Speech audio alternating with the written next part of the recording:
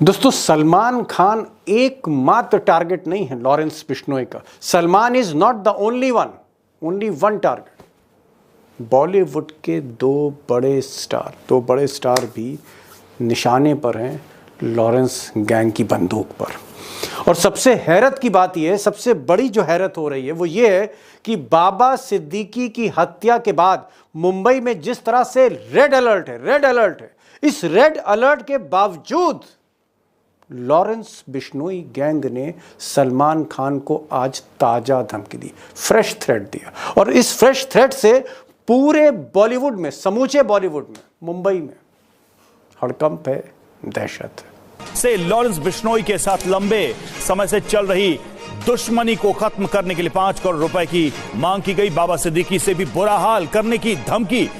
और सबसे चौंकाने वाली बात यह है कि लॉरेंस बिश्नोई, जिसके गैंग में 700 से ज़्यादा शूटर हैं, अत्याधुनिक सोफिस्टिकेटेड वेपन्स हैं, उसके दो शूटर पिछले 48 घंटे में पकड़े गए। और यूपी में जो शूटर पकड़ा गया है, उसने सजेस्ट किया, उसने कहा है कि बेहतर होगा सलमान खान माफ़ी मांग लें, यानी कंप्रोमाइज़ का और कोई रास्ता नहीं है। वही बात दोहराई जो लॉरेंस बिश्नोई साल भर से कह रहा है, माफी तो मांगनी पड़ेगी वरना। टारगेट क्या है तुम्हारे? लक्ष्य तो सर सलमान खान मारना जी, और कोई लक्ष्य नहीं है। और दोस्तों, सच्चाई ये भी है कि जिस मुंबई के अंडरवर्ल्ड में, देश की आर्थिक राजधानी के अंडरवर्ल्ड पर, जहां दाऊद इब्राहिम का दशकों तक राज रहा या फिर छोटा राजन ने टेक ओवर किया, आज वहां पर धमक जो है खरबों रुपए के अंडरवर्ल्ड साम्राज्य पर, वो लॉरेंस बिश्नोई की है। और इसीलिए इंडिया अलायंस के सीनियर लीडर, शिवसेना ठाकरे के सांसद संजय राउत ने कहा है कि बीजेपी की सरकार, मोदी जी के मुख्यमंत्री, चाहे वो मोहन यादव हो या फिर योगी आदित्यनाथ हो, अगर ये एनकाउंटर करा रहे हैं, ये सारे गैंगस्टर्स को एनकाउंटर में मार दे रहे हैं, तो लॉरेंस गिरोह पर पुलिस की बंदूक क्यों नहीं चल रही, वहां एनकाउंटर क्यों नहीं हो रहा? मर्दानगी दिखानी है तो आप बाबा सिद्दीकी के ऊपर जिसने गोली चलाई, उनके जो सूत्रधार है, उनके ऊपर इनकाउंटर कर दीजिए। अगर आपकी हिम्मत है, आप सचमुच मर्द है महाराष्ट्र के, तो दिखाइए हिम्मत। फिर एक बार गैंग वॉर अंडरवर्ल्ड की ताकत बढ़ सकती है जब से सरकार आई है, क्योंकि ये सरकार के पीछे भी अंडरवर्ल्ड की ताकत है और अंडरवर्ल्ड गुजरात से चल रहा है। अब संजय राउत का कहना है कि देश में एक बार फिर से अंडरवर्ल्ड हावी होता चला जा रहा है। और आज के दौर में, आज की तारीख में जो अंडरवर्ल्ड है, ये मुंबई से नहीं, गुजरात से कंट्रोल हो रहा है। इसका रिमोट गुजरात में है, लॉरेंस बिश्नोई के पास है। और इसके पीछे एक बड़ी ताकतवर लॉबी है जो इस गैंग को चला रही है। ये मेरा नहीं कहना है, ये संजय राउत, सांसद, और आप कह सकते हैं कि शिवसेना के उद्धव ठाकरे के बाद एक बड़े नेता, उनका कहना है, इंडिया अलायंस के नेता का कहना है कि कहीं ना कहीं जो खेल है वो अहमदाबाद से हो रहा है, गुजरात से हो रहा है। सवाल इस बात का है कि गुजरात में वो कौन सी ताकतवर लॉबी है जो लॉरेंस बिश्नोई के पीछे खड़ी है? वो कौन सी ताकत है जिसने लॉरेंस को जेल के भीतर फोन दे दिया है, जहां से वो वीडियो कॉन्फ्रेंसिंग कर रहा है, जहां से वो 700 से ज्यादा शूटर का साम्राज्य संभाल रहा है? वो कौन लोग हैं? Who are the people behind Lawrence Bishnoi? और क्या वजह है, वो कौन से कारण है कि चंद बरसों में, 4-5 बरसों में, उस लॉबी ने लॉरेंस बिश्नोई को दाऊद इब्राहिम से बड़ा अंडरवर्ल्ड डॉन बना दिया है? Who are the people behind? दोस्तों, आज क्योंकि मामला बहुत ही संगीन है और बहुत ही, मैं कहूँगा, एक खबर बड़ी है, तो आज के जो मेहमान हैं वो भी कोई मामूली शख्स नहीं है। आज मैं आपके सामने एक ऐसे खोजी पत्रकार को लेके आ रहा हूँ जिन्होंने पिछले 10 बरसों में पंजाब के अपराध को, लॉरेंस बिश्नोई की गैंग की एक्टिविटीज़ को, पिछले 7-8 साल में ना सिर्फ पंजाब में, हरियाणा में, दिल्ली में, बल्कि कनाडा तक ये कनाडा तक गए। रितेश लखी, जाने माने एस रिपोर्टर हैं, इन्वेस्टिगेटिव जर्नलिस्ट हैं, ये कनाडा तक गए। कनाडा में जाके इन्होंने पड़ताल की है, पंजाब में पड़ताल की, और मैं कह सकता हूं कि एक बहुत ज़बरदस्त रिसर्च है। और हिंदुस्तान में अगर लॉरेंस बिश्नोई के गैंग को कोई भीतर तक समझता है तो वो रितेश लखी है। और एक बात और मैं यहाँ कहना चाहूँगा रितेश जी के बारे में, रितेश भाई के बारे में, कि जिस वक्त सिद्धू मूसेवाला की हत्या हुई पंजाब में, तो कुछ ही देर बाद जो फ़ोन आया गोल्डी बरार का, लॉरेंस बिश्नोई का जो साथी जो कनाडा से ऑपरेट करता है, वो रितेश लखी के फ़ोन पर आया। रितेश लखी ने खबर ब्रेक करी किन लोगों ने सिद्धू मूसेवाला को मारा। तो आज रितेश लखी हमारे साथ होंगे, कई बड़े खुलासे करने जा रहे हैं। बहुत से जो सवाल मेरे जहन में थे, आपके जहन में होंगे कि भाई ये हथियार कहाँ से आ रहे हैं, ये AK सीरीज राइफल, ये जिगाना जैसी पिस्तौलें 8-8 लाख 7-7 लाख की, ये पिस्तौलें कहाँ से आ रही हैं, रेवड़ियों की तरह बांटी जा रही हैं। और 6-7 साल में इस 31-32 साल के लड़के ने 700 से ज्यादा शूटर हिंदुस्तान में कैसे स्थापित कर दिए। उत्तर प्रदेश में शूटर है, हरियाणा में शूटर हैं, दिल्ली में शूटर हैं, पंजाब में शूटर हैं, महाराष्ट्र में शूटर हैं, राजस्थान में शूटर हैं।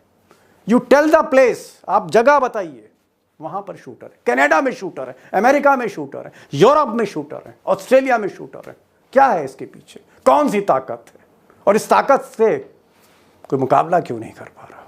तो रितेश लखी को मैं सैल्यूट करता हूं, बहुत से खुलासे आपके सामने करेंगे। आज मैंने उमाकांत लखेड़ा से कहा आप भी आइए, क्योंकि आप ना सिर्फ अजीत डोभाल जो नेशनल सिक्योरिटी एडवाइज़र हैं उनका कई बार इंटरव्यू कर चुके हैं, बल्कि आप देश की जो आंतरिक सुरक्षा है उसको भी फॉलो कर रहे हैं पार्लियामेंट के साथ साथ। तो उमाकांत लखेड़ा भी हैं, डोभाल साहब के बारे में कुछ पूछूंगा, लेकिन खुलासे जो रितेश लखी के हैं बेजोड़ हैं, लाजवाब हैं।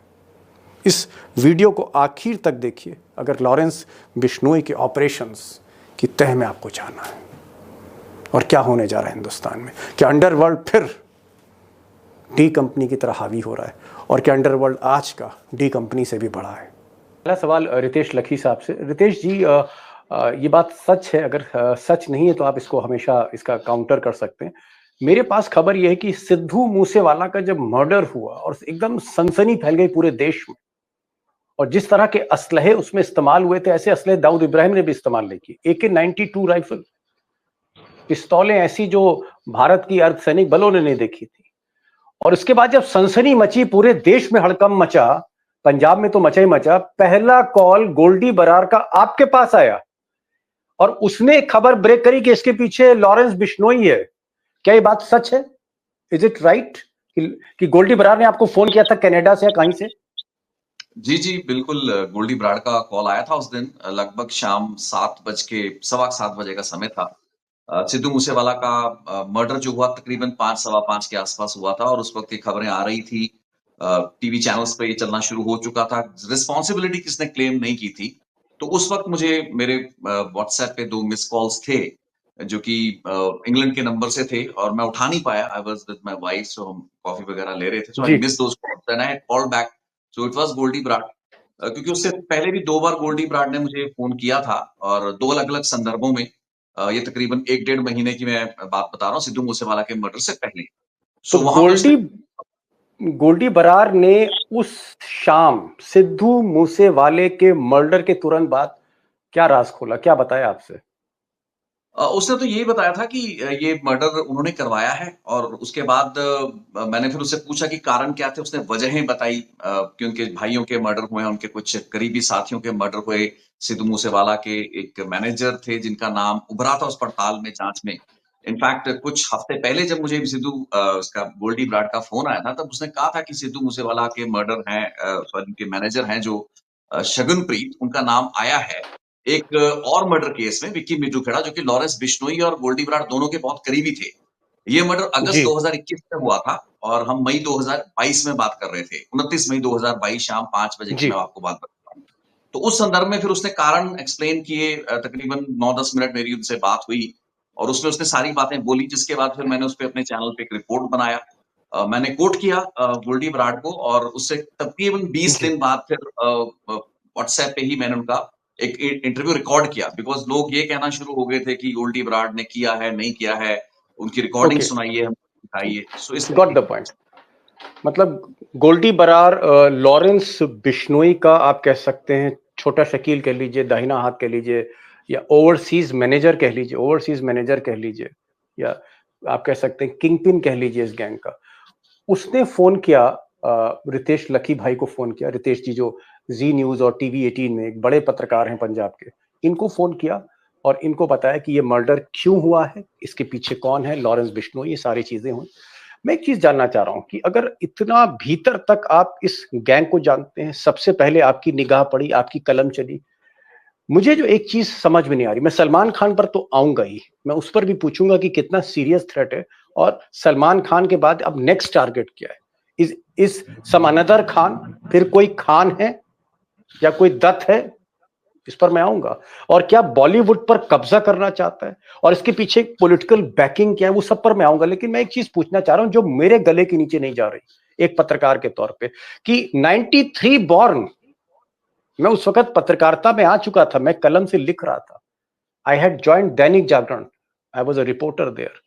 उस वक्त ये लड़का पैदा होता है और पैदा होने के बाद 17 साल की उम्र में जब ये पंजाब यूनिवर्सिटी में ये गोली चला देता है और 22 साल की उम्र में ये जेल चला जाता है 2015 में, और आज जब इसकी उम्र 31-32 साल है तो ये हिंदुस्तान का नहीं दक्षिण एशिया का सबसे खतरनाक डॉन हो गया है। मैं ये जानना चाह रहा हूं कि जेल में रहकर, रितेश भाई जेल में रहकर, आप जेल में हैं और जेल के बाद आपका जो खौफ है बढ़ता गया और शूटर 700 से ज्यादा हो गए, असलहे ऐसे आ गए जो कभी दाऊद ने भी नहीं चलाए, छोटा शकील ने भी नहीं चलाए, छोटा राजन गैंग ने भी इस्तेमाल नहीं किए, मुख्तार अंसारी गैंग ने भी इस्तेमाल नहीं किए, ऐसे असलहे जो हिंदुस्तान में शायद ही किसी के पास हो।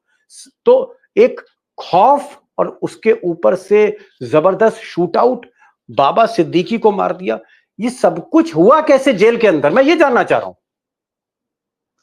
देखिए, ये तो बहुत बड़ा सवाल है और इसका जवाब तो मुझे लगता है लॉरेंस बिश्नोई ही दे सकता है, क्योंकि जेल से, आप सही बोल रहे हैं कि जेल से देखिए, मैं हमेशा मानता हूं कि अंडरवर्ल्ड में जो भी सरगना ऑपरेट कर रहे हैं, और अकेला लॉरेंस बिश्नोई या गोल्डी ब्राड गैंग नहीं, बल्कि जब हम पंजाब और हरियाणा में बैठ के बात करते हैं तो यहां पर ऐसे तकरीबन 4 से 5 और गैंग्स एक्टिव हैं। मैं नॉर्थ इंडिया, एनसीआर, दिल्ली की बात कर रहा हूं, राइट, जो बराबर लेवल पे काम कर रहे थे आज से कुछ साल पहले तक। मैं कहूंगा कि सिद्धू मूसेवाला का मर्डर एक टर्निंग पॉइंट था, जिसके बाद लॉरेंस बिश्नोई गैंग का ग्राफ बढ़ा और जो और विरोधी गैंग थे, जिसमें देविंदर मबीहा गैंग आता था, कौशल चौधरी गैंग आता है, और कुछ गैंग्स हैं जो कि इनके राइवल गैंग्स हैं। उसमें कई ऐसे गैंग्स भी हैं जो कि थोड़ा खालिस्तानी टिंज के साथ चलते हैं।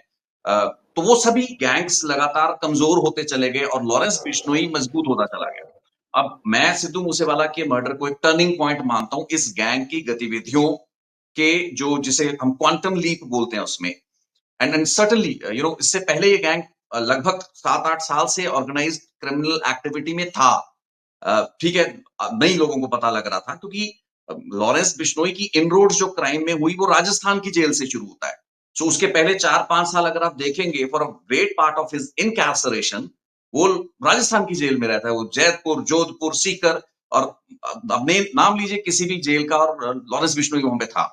तो वहां से वो शुरू होता है, फिर धीरे धीरे राजस्थान, हरियाणा, इवन पंजाब में लॉरेंस बिश्नोई का कोई बड़ा मजबूत आधार नहीं था सिद्धू मूसेवाला के मर्डर तक, और उससे पहले लॉरेंस बिश्नोई की गतिविधियां शुरू हो गई थी, लेकिन पंजाब में इसका टाई अप जग्गू भगवानपुरिया के साथ था, जिसके बाद में इसकी दुश्मनी हो गई। आपस में फिर जेल में मर्डर हुए, और वही जो शूटर थे सिद्धू मूसेवाला मर्डर केस में को एक्यूज थे, वो एक दूसरे का कत्ल कर देते हैं। 2 लोगों की मौत हो जाती है गोविंदवाल साहब जेल में। सो इस तरीके की रही। लेकिन तब तक पिछले जी तकरीबन 6-7 सालों में पंजाब में लॉरेंस बिश्नोई की निर्भरता जग्गू भगवानपुरिया पर काफी हद तक रही। तो लॉरेंस बिश्नोई ने अलाइनमेंट करके चला है। तो ये दिल्ली में कुछ और, जैसे काला जठेड़ी के साथ अलाइनमेंट किया, जी यहाँ पे जग्गू भगवानपुरिया के साथ अलाइनमेंट किया। राजस्थान का जी जो मेन गैंग था वो अनंतपाल का गैंग था, जिसको फाइनली लॉरेंस बिश्नोई ने उसकी कमान काफी हद तक अपने हाथ में ले ली थी ओके अनंतपाल के। ओके चलिए, मान लिया कि अगर 11-12 साल की उम्र में कोई बैरम खान अकबर को अकबर बना देता है, तो मैं 17 साल की उम्र में ये आदमी इतना बड़ा डॉन बन गया, ये लड़का अभी भी इतना छोटा है, मतलब लखेड़ा साहब और हम लोगों के तो बच्चे के ही बराबर है। एक छोटा सा लड़का जो आज हिंदुस्तान पे काबिज हो गया है, उसके पास मैं देख रहा हूं AK-92, AK-47 सुनी, AK-56 सुनी, AK-92 जैसी राइफल और ऐसी ऐसी ग्लॉक जैसी पिस्टल, जिगाना जैसी पिस्टल, जो हमारी पुलिस के पास नहीं। ये सब हथियार कहां से आ रहे हैं? ये हथियार के अफगानिस्तान से आ रहे हैं, पाकिस्तान से आ रहे हैं, कहां से आ रहे हैं? इस पर तो आपने खबर जरूर करी होगी, आपने इन्वेस्टिगेशन भी किया होगा। ये हथियार कहां से मिल रहे हैं साहब? जी, मेरी इन्वेस्टिगेशन अकेले लॉरेंस बिश्नोई पे नहीं बल्कि सभी गैंग्स पे है, क्योंकि सभी गैंग्स ऑलमोस्ट कॉमन जगह से हथियार लेते हैं। तो आप थोड़ा-सा मैं करेक्शन करना चाहूँगा, AK-92 कोई नहीं है। AK सीरीज़ के अलग-अलग असॉल्ट्स हैं, जिसमें जी AK-47, 74, 56 आते हैं। और सिद्धू जी। मूसेवाला को जिस वेपन से मारा गया था, वो AK सीरीज़ का वेपन था। उस वक़्त एक खबर चली थी कि AN-94 वेपन, जो कि रशियन असॉल्ट है, जी वो इस्तेमाल किया गया।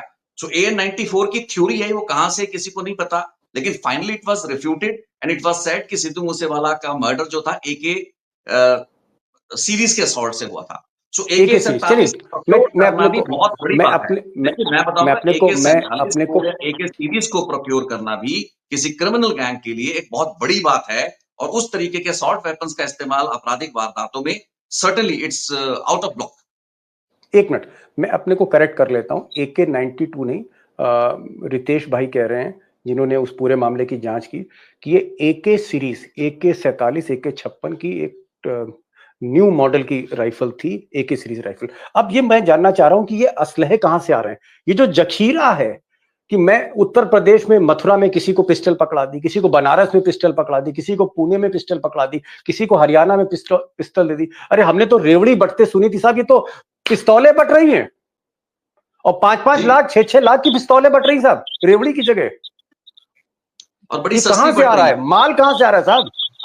मैं आपको बताऊं, ये बहुत सस्ती भी पड़ रही हैं। आज पंजाब में पिछले 2 महीने में तकरीबन 35 ग्लॉक पकड़े गए हैं, जो कि दर्रा ग्लॉक मेड है, पिस्टल। Pakistan made Glocks. अब आप ये सोच के ओके। चलिए कि अगर 35 ग्लॉक पंजाब में पकड़े जाते हैं, किसी भी जगह में पकड़े जाते हैं, ये वो क्वांटिटी है जो पकड़ी गई है, और जो निकल गई है, जो पकड़ी नहीं गई, वो इससे कम से कम 5 से 10 गुना ज्यादा हो सकती है। So this is the number of weapons that you can finally get. और इस क्या ग्लॉक ये की बात कीमत इस वक्त 2 जी, इस ग्लॉक की कीमत इस वक्त 2 ढाई लाख रुपए पंजाब में चल रही है, जो ब्लैक मार्केट में चल रहा है, और जो जो कि ये वैसे टर्की की मार्केट। जिगाना जिगाना पिस्टल है, ये भी आ रही है आपके पंजाब में, जिगाना पिस्टल? देखिए, इस वक्त सबसे ज्यादा जो वेपन रिकवर हो रहा है पंजाब में, वो ग्लॉक हो रहा है। जिगाना एक वेपन है जिसको ज्यादा इस्तेमाल ही नहीं किया जा रहा क्राइम में। उसकी रिकवरी होना एक अलग बात है। टर्किश मेड कुछ और वेपन्स हैं, जिसमें CF आई थिंक 98 वेपन आता है। कुछ और वेपन्स आ रहे हैं, लेकिन ज्यादा जो क्रेज है, कह लीजिए ये कि ज्यादा ईज ऑफ हैंडलिंग है, वो ग्लॉक की है। और दर्रा में बिल्कुल उसी जी। लेवल के वेपन्स बन रहे हैं, जो कि सस्ते क्या रेट पर उपलब्ध हैं। क्या ये बात सही है? लखड़ा साहब जरा सुनते रहिए, मैं आपके पास आऊंगा आज। आप थोड़ी देर आप सुनते रहिए, फिर आपके पास भी आऊंगा। क्योंकि अब जखीरा खोल रहे हैं खबरों का ये रितेश जी। रितेश जी, हम लोग सुनते हैं दिल्ली में बैठ के, हम लोगों को ऐसा सुनाई पड़ता है कि पाकिस्तान के बॉर्डर से ISI या और जितने भी टेररिस्ट ग्रुप हैं, वो ड्रोन उड़ाते हैं और ड्रोन से AK-47 नीचे गिर जाती है, और फिर ये AK-47 लॉरेंस बिश्नोई जैसे गैंग के पास आ जाती है। क्या ये बात सही है? ड्रोन से हथियार गिराए जा रहे हैं पंजाब में, ये बात सही है क्या, ये जी, गलत है? जी, बिल्कुल। और ये जो ड्रोन से हथियार गिराए जा रहे हैं, ये पर से हथियारों की स्मगलिंग के लिए नहीं हथियार गिराए जाते, मैं आपको ये बताना चाहूँगा। ये जो कॉन्सेप्ट है नार्को टेररिज्म, जिसे हम नार्को टेररिज्म कहते हैं, बेसिकली एसेंशियली हेरोइन की स्मगलिंग की जाती है ड्रोन से, और किसी भी हेरोइन की खेप के साथ वेपन्स भेजे जाते हैं, और कई मर्तबा कुछ ऐसे वेपन भी होते हैं जिन पे बाकायदा ये लिखा होता है, गड़ा होता है उसमें कि ये गिफ्ट है। सो 2 ओहो। किलो, 4 किलो, 5 किलो हेरोइन के साथ वेपन, कोई ग्लॉक हो सकता है, कोई स्टार मतलब मार्क का गिफ्ट, पिस्टल हो सकता है, 34। गिफ्ट आप जी, बता रहे हैं, तोहफे? जी, जी, अरे लखेड़ा साहब, ये तो सही में रेवड़ियां ही बट रही हैं। हम लोग जी, सो तो रहे ये हैं दिल्ली है में बैठ के, इनफैक्ट। देश सो रहा है। रितेश जी, आपने तो देश की आंखें खोल दी आज कि हथियार गिर रहे हैं AK-47, और उसमें लिखा है this is a gift from Pakistan. और उसके बाद हम देख रहे हैं कि बाबा सिद्दीकी जैसे लोग मारे जा रहे हैं, या कहीं पर अतीक अहमद पर गोली चल रही, जिगाना पिस्तौल। एक चीज बताइए, चल ठीक है, ये तो मैं पूरी रात हो जाएगी रितेश भाई, पूरी रात हो जाएगी। आप बहुत बिजी आदमी हैं, विदेशी अखबारों को आप इंटरव्यू दे रहे हैं। मैंने आपका इंटरव्यू एक द गार्डियन, ब्रिटेन का सबसे बड़ा अखबार, वहां पर आपकी स्टोरी छपी थी, मैं पढ़ रहा था। मैं एक चीज जानना चाह रहा हूँ, बिकॉज आप इस गैंग को बहुत करीब से जानते हैं, और मैं सलूट करता हूं कि आप आज आए हमारे साथ, और हिम्मत से आपकी कलम चल रही। मुझे ये बताइए रितेश जी, सलमान खान को जो थ्रेट दिया जा रहा है, या बॉलीवुड के कुछ और लोगों को थ्रेट दिया जा रहा है, और मैं दोस्तों वो नाम नहीं बताऊंगा, कि सलमान खान के अलावा और कौन कौन है, क्योंकि दहशत फैलाना इस यूट्यूब चैनल का बिल्कुल काम नहीं। मैं नहीं चाहता कि हम किसी की जिंदगी, हम कहने साहब वो फलाने खान है या फलाने दत्त हैं, ये सब मुझे नहीं कहना चाहिए। कई लोग और टारगेट पे, जिसकी वजह से मुझे प्रोग्राम बनाना पड़ गया। ये मुझे बताइए रितेश भाई, आपने इसकी फायर पावर देखी, आपने इस गैंग का नेटवर्क देखा, गैंग का फॉरेन का हैंडलर गोल्डी बरार आपके फोन पे फोन करता रहता है, आपने कई खबरें ब्रेक करी, सिद्धू मूसेवाली जैसी खबरें ब्रेक करी। ये बताइए ये थ्रेट कितनी खतरनाक है, ये लोग कितने खतरनाक है, क्या वाकई सलमान खान को थ्रेट है? आप क्या समझते हैं, आपका क्या असेसमेंट है, मैं ये जानना चाह रहा हूँ। बिल्कुल है। है? इस वक्त लॉरेंस बिश्नोई गैंग और इसकी लीग, जिसमें रोहित गोदारा जैसे हैंडलर हैं जो विदेश में बैठे हैं, गोल्डी बराड़ है, लॉरेंस का छोटा भाई अनमोल बिश्नोई भी अब आपराधिक प्रॉपर ऑर्गेनाइज्ड क्राइम में है, तो वो भी वारदातों को करा रहा है। और इनका जो नेटवर्क बन चुका है, जो कि सिर्फ नॉर्थ अमेरिका में नहीं है, बिकॉज दीपक जी शायद आपको नहीं पता होगा, मैं पिछले 1.25 साल कनाडा में था, और जिस दिन हरदीप निज्जर का कत्ल किया गया था उस दिन मैं वही सरी पे था। Oh my God sir, distance था।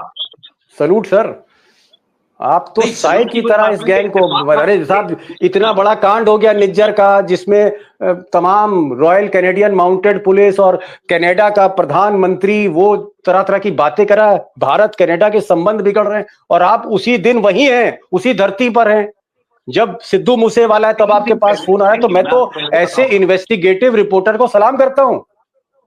आगे बताइए। कोई बड़ी बात नहीं दीपक जी, कोई बड़ी बात नहीं, किसी जगह पे होना कोई कभी किसी वक्त हो सकता है, लेकिन अरे मैं कह रहा हूं आप अपने को बहुत अंडरमाइन कर रहे हैं सर जी। करूंगा कि हरदीप सिंह निज्जर मुझे 3 दिन पहले मिले थे वहां पे। Oh my God.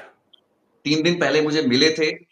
Red FM एक साउथ एशियन रेडियो स्टेशन है जहां पर मैं काम करता था, मैं वहां पे शो होस्ट करता था, तो उस ऑफिस के बाहर Hardeep Nijjar met me 3 days back, 3 days before he was assassinated, और कोई सिक्योरिटी नहीं थी, कुछ नहीं था, और इस चीज का अंदेशा नहीं था। लेकिन जब निज्जर का मर्डर हुआ, इनफैक्ट कई महीनों तक समझ में नहीं आया, लेकिन अगर आप मेरे चैनल को देखेंगे तो 3 या 4 महीने पहले जब शूटर्स पकड़े गए थे, तो that was the first time when ये चीज निकल कर आ गई थी कि लॉरेंस गैंग का इसमें हाथ हो सकता है।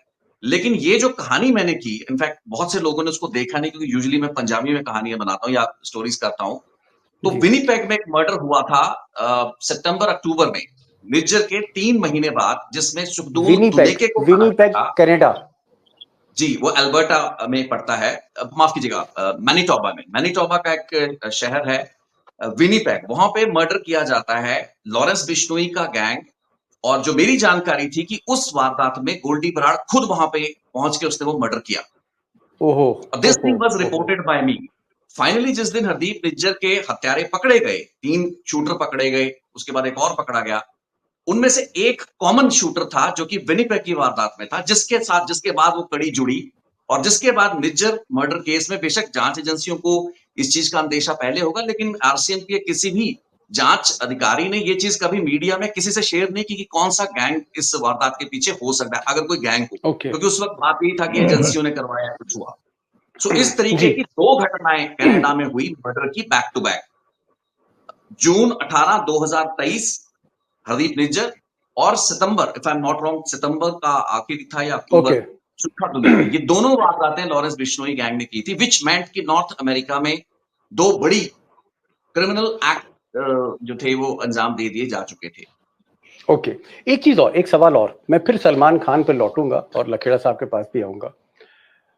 आपने क्योंकि इस गैंग को उभरते हुए देखा, एक लड़का जो चंडीगढ़ यूनिवर्सिटी, चंडीगढ़ एक टॉप यूनिवर्सिटी है हिंदुस्तान की, मैं भी वहां गया हूं, मैं भी वहां रहा हूं चंडीगढ़ यूनिवर्सिटी में, पंजाब यूनिवर्सिटी चंडीगढ़, वहां पर एक लड़का पढ़ रहा है, स्टूडेंट पॉलिटिक्स कर रहा है, फिर गोली चल जाती है, फिर धीरे धीरे धीरे वो पंजाब पे हावी होता है, फिर नॉर्थ इंडिया कैप्चर करता है, फिर दिल्ली कैप्चर करता है, अब उसने मुंबई कैप्चर कर ली। मुझे इसमें बिल्कुल भी शक नहीं है कि Mumbai has been captured by Lawrence Bishnoi. Dawood Ibrahim, Chhota Rajan, कुछ नहीं है इसके आगे, जो जिस तरह से सीरीज ऑफ क्राइम इस लड़के ने एग्जीक्यूट किया। मैं ये जानना चाह रहा हूं, पंजाब में जब ये उभर रहा था रितेश भाई, और बहुत ईमानदारी से आपसे जवाब चाहूंगा, आप नाम मत लीजिएगा, क्या पॉलिटिकल बैकिंग थी? पंजाब के कुछ नेता, कुछ मंत्री जो सियासत में थे, जिनके हाथ में पावर थी, क्या वो बैक कर रहे थे? और उनकी वजह से ये ऑपरेट कर रहा था जेल से। क्या आपको लगता है? आप किसी का नाम मत लीजिए, लेकिन क्या ये सच है या गलत है? ये दीपक जी, ऐसा बिल्कुल नहीं है। कोई पॉलिटिकल बैकिंग नहीं थी। ये कॉलेज के लड़के थे। संपत नेहरा जो बेसिकली सलमान खान को हिट करने के लिए 2019-20 में जाता है और बेंगलुरु से पकड़ा जाता है। वो डीएवी कॉलेज का ही एक स्टूडेंट था लॉरेंस के साथ। Goldy Brar also was a student of DAV college Chandigarh. तो ये तो स्टूडेंट थे, पढ़ने लिखने वाले लोग थे। इनफैक्ट पढ़ने लिखने नहीं बल्कि लड़ाई झगड़े वाले लोग थे। लेकिन स्टूडेंट पॉलिटिक्स से इनकी शुरुआत हुई, लेकिन पॉलिटिक्स के साथ इनका वैसे कोई नाता नहीं था। मैं मेन स्ट्रीम पॉलिटिक्स की बात कर रहा हूं, लेकिन वहां से अपराध बाद में अगेन आई रिपीट कि लॉरेंस का जो अपराध जगत का सफर था वो राजस्थान की जेलों से शुरू हुआ। मैं ऑर्गेनाइज्ड क्राइम की बात कर रहा हूं। घटनाएं हुई, वारदातें हुई, आपराधिक मुकदमे चंडीगढ़ में दर्ज हुए, पंजाब में भी हुए। लेकिन संगठित अपराध जिसे कहते हैं, जब आप जेलों से बैठकर ऑर्गेनाइज क्रिमिनल एक्टिविटी जिसमें एक्सटॉर्शन आ जाता है, जिसमें उग्राही करना आ जाता है, जिसमें लिकर बिजनेस और तमाम किस्म के गैर कानूनी धंधों में आप हिस्सापत्ति करने लगते हैं, ये सब कुछ राजस्थान की जेलों से शुरू हुआ। सो राजस्थान से इनरोड्स हुआ, हरियाणा आया, दिल्ली एनसीआर आया और फिर पंजाब आया। पंजाब है, राजस्थान, हरियाणा, दिल्ली, पंजाब, और पंजाब के बाद घूम के अब ये महाराष्ट्र पर काबिज हो गया है गैंग। आपको नहीं लगता है कि देश के कुछ नेता, कुछ पुलिस अफसर कहीं ना कहीं उनका दया दृष्टि तो होगी, पैट्रनाइजेशन तो होगा, वरना हम देखते हैं एनकाउंटर में इतने लोग मारे जाते हैं। तो क्या आपको लगता है प्रोटेक्शन है किसी लेवल पर? आप भले ही नाम ना लीजिए, आपको लगता है, आपको शक होता है? खुल के बात करूंगा, उसमें मुझे किसी की चीज की वैसे झिझक नहीं होनी चाहिए, बट नहीं, ज्यादा खुल के ना बोल दीजिएगा वरना चैनल बंद हो जाएगा ये।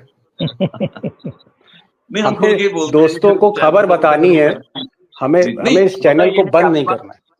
आपकी बात बिल्कुल ठीक है। राजनीतिक पेट्रनेज का एक बड़ा बड़ा सवाल है, क्योंकि आज पिछले 1 साल से लॉरेंस बिश्नोई गुजरात की जेल से हैं, जेल में बैठे हैं और वहां से उनकी आपराधिक गतिविधियां चल रही हैं।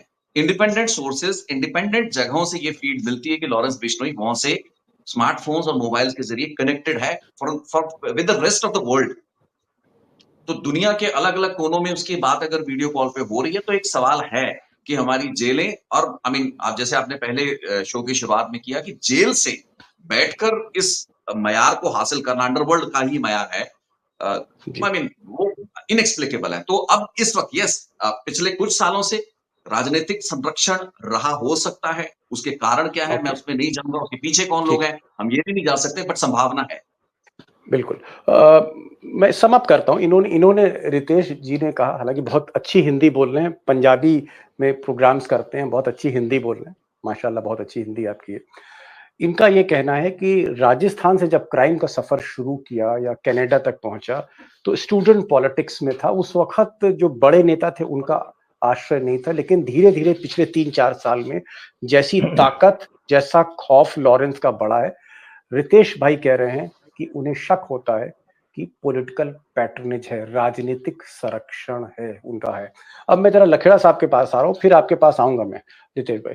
लखेड़ा साहब, आप नेशनल सिक्योरिटी, नेशनल पॉलिटिक्स दोनों देख रहे हैं, home ministry, defence ministry, Lok Sabha, और आप डोभाल साहब तो आपके इलाके के ही, उत्तराखंड के आप लोग तो, और आपने कई इंटरव्यू भी डोभाल साहब के किए हैं। और अगर आप इजाजत दे तो मैं ये भी कह दूं कि भाई डोभाल साहब को बहुत अच्छी तरीके से जानते हैं, और अजीत डोभाल पर ही सारा फोकस है। या तो चर्चा लॉरेंस की होती है या आजकल चर्चा अजीत डोभाल साहब की होती है। क्या डोभाल साहब, जिस तरह से ये कनाडा में किलिंग हुई, भाई किसी आतंकवादी देश के दुश्मन को आप मार गिराओ, सारे मुल्क करते हैं। अमेरिका ने भी उसामा बिन लादेन को मरवाया, ब्रिटेन ने भी अपने दुश्मन मारे, सऊदी अरब भी अपनी दुश्मनी निकालता है। तो कोई देश जिसको खतरा है किसी से, वो उसको छोड़ेगा तो नहीं, और भारत को क्यों छोड़ना चाहिए। लेकिन आपको लगता है कि अगर ये थोड़ा प्रोफेशनल तरीके से हुआ होता, हमारी इंटेलिजेंस ब्यूरो, हमारी रिसर्च एंड एनालिसिस विंग जिसको हम रॉ कहते हैं, अगर थोड़ा प्रोफेशनली, पेशेवर तरीके से इसको हैंडल किया होता, जैसे इंदिरा गांधी ने हैंडल किया, पाकिस्तान के 2 टुकड़े कर दिए इंदिरा गांधी ने, बांग्लादेश क्रिएट कर दिया साहब, सियाचिन पे युद्ध लड़ा जा रहा है, इंदिरा गांधी ने ही रॉ एस्टेब्लिश करी। क्या थोड़ा सा मैच्योरिटी के साथ अगर हैंडल होता तो ये इतना बड़ा, जो आज कनाडा का प्रधानमंत्री बोल रहा है कि साहब इसमें तो भारत सरकार के एजेंट हैं, ये सब नहीं बोलते। क्या कहीं गलती हुई है लखेड़ा साहब? क्या कोई कमी रह गई? बिल्कुल, मुझे मुझे ऐसा लग रहा है कि कनाडा जो है ना, भारत का दुनिया के उन देशों में शामिल है जो भारत का मित्र है, फ्रेंड है, और एक बहुत बड़ा जो इंडियन कम्युनिटी वहाँ पर इंडियन डिस्पोरा कनाडा में रहता है। वहाँ की इकोनॉमी का एक बड़ा सेक्शन पर हमारे जो इंडिया के लोग हैं उनका कैप्चर है। ये मैंने खुद टोरंटो गया था, मैं G20 कवर करने 2010 में, और मैं वहाँ 1 वीक रहा, प्रधानमंत्री मनमोहन सिंह के साथ गया था। मैंने देखा कि भारत की इकोनॉमी, भारत के लोगों का बहुत बड़ा रोल कनाडा में है, और कनाडा के प्रधानमंत्री भी आए थे और विदेश मंत्री भी मुझे मिले थे, भारत आए थे। तो जी। मुझे लग रहा है कि जो विश्वास हमारी कम्युनिटी का वहाँ पर है, और इंडियन एम्बेसी में, जो कनाडा की जो इंडियन एम्बेसी, वहाँ तो इंडियन ही काम करते हैं, जो कैनेडियन इंडियन है। तो मुझे जो लग रहा है कि ये मिसहैंडलिंग हुई है, बहुत गलत तरीके से मिसहैंडल हुआ है। एक कंट्री जो हमारी ग्रोथ में पार्टनर है, हमारे लोग वहाँ रोजगार पा रहे हैं, बिजनेस कर रहे हैं, अपने जो लोग हैं भारत में, उसको पंजाब के बहुत मैंने बिजनेसमैन से वहां पर मिला।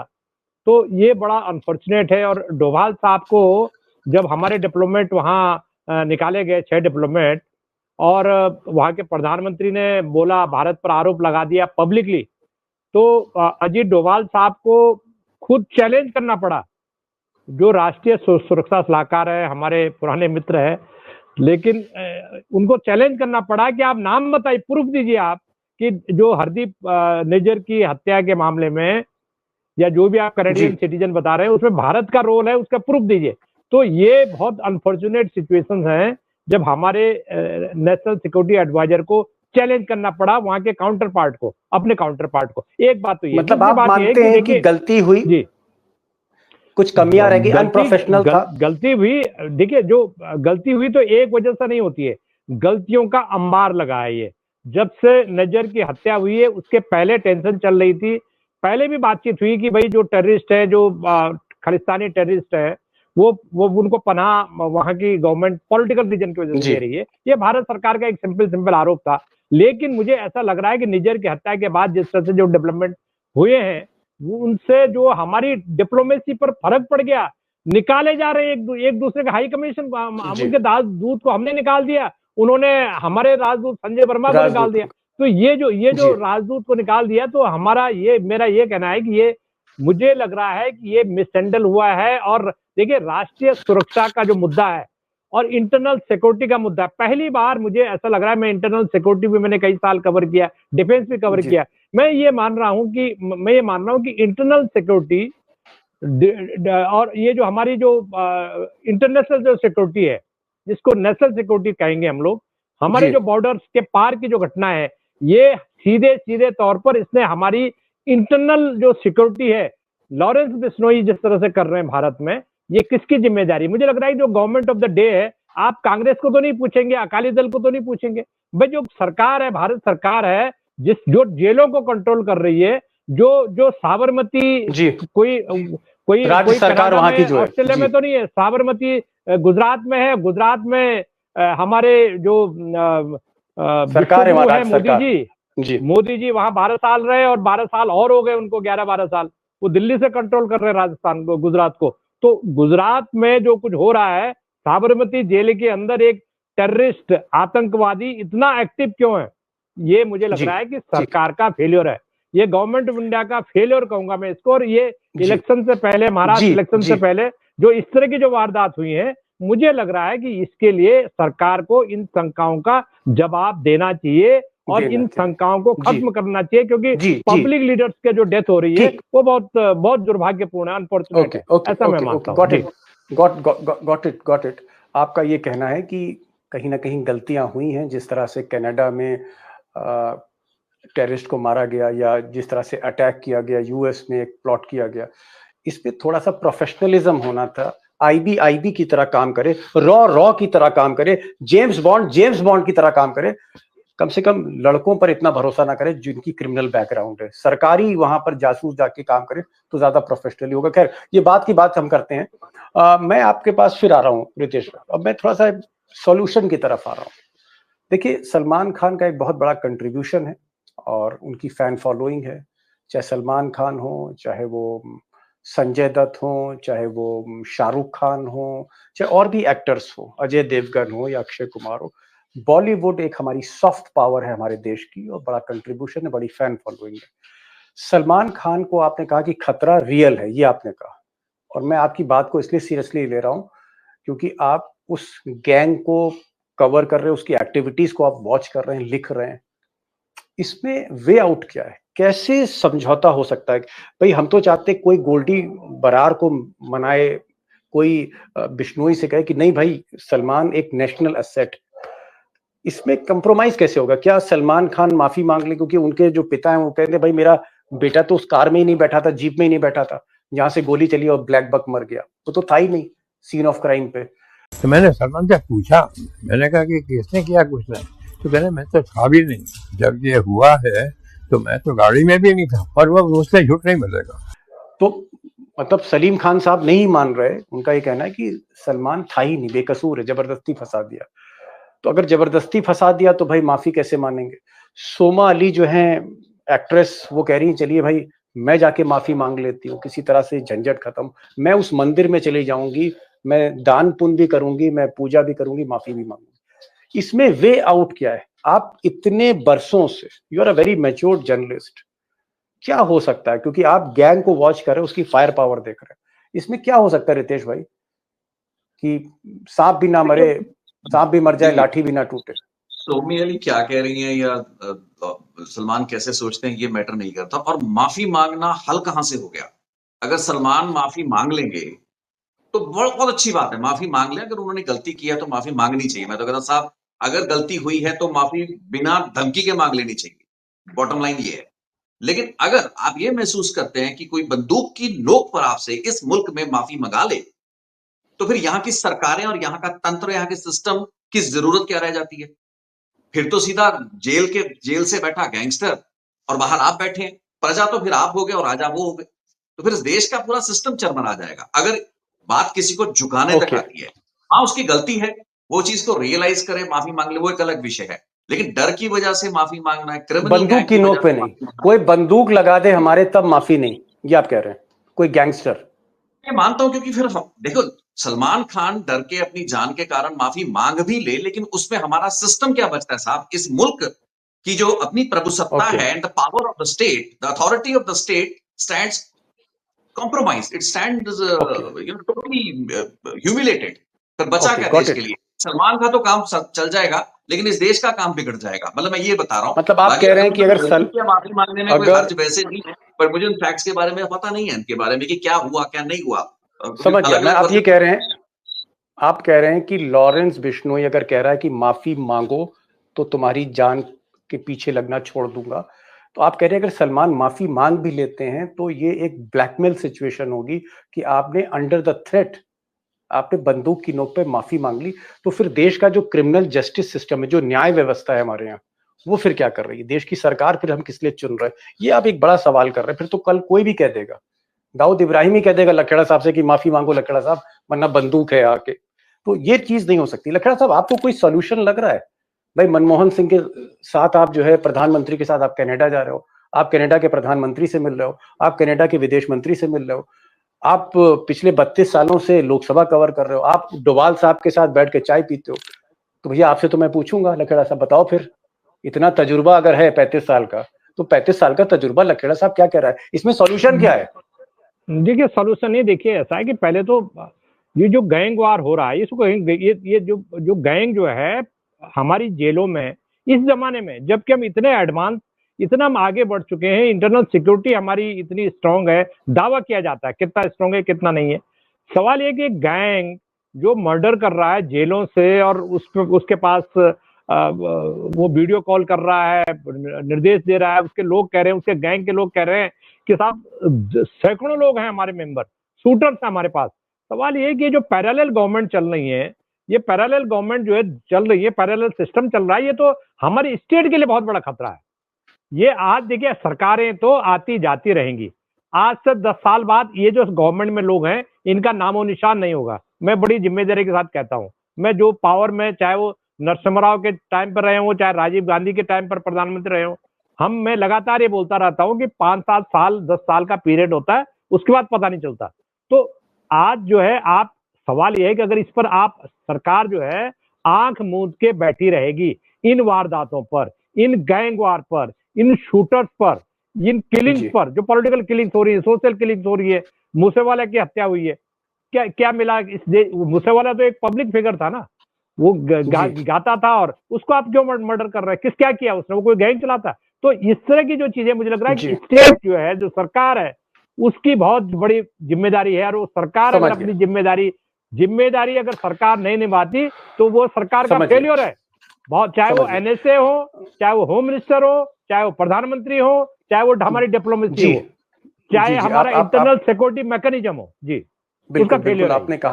आपने कहा कि सलीम खान, जो सलमान खान के पिता हैं, सलीम जावेद वाले सलीम खान, उनकी सफाई देने से, या बिश्नोई का कोई गैंग कह रहा है कि साहब माफी मांग लें।